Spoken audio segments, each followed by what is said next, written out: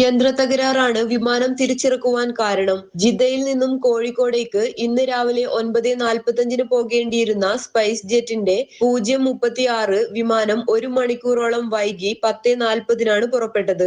വിമാനം പറന്നുയർന്ന് 1 മണിക്കൂറിന് ശേഷം ജിദ്ദയിൽ തന്നെ തിരിച്ചിറക്കുകയായിരുന്നു.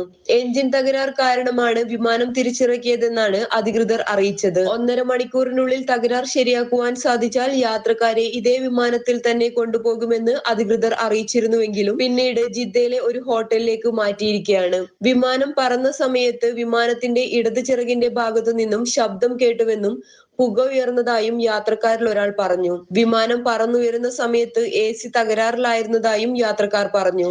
പൈലറ്റ് ഏറെ സാഹസികമായാണ് വിമാനം തിരിച്ചിറക്കിയതെങ്കിലും പെട്ടെന്ന് തിരിച്ചിറങ്ങുന്ന സമയത്ത് വിമാനത്തിന്റെ ടയറിനും തകരാർ സംഭവിച്ചു. നാളെ രാവിലെ യാത്രക്കാരെ കൊണ്ടുപോകുമെന്നാണ് അധികൃതർ അറിയിച്ചിരിക്കുന്നത്. Mathrubhumi news, Jeddah.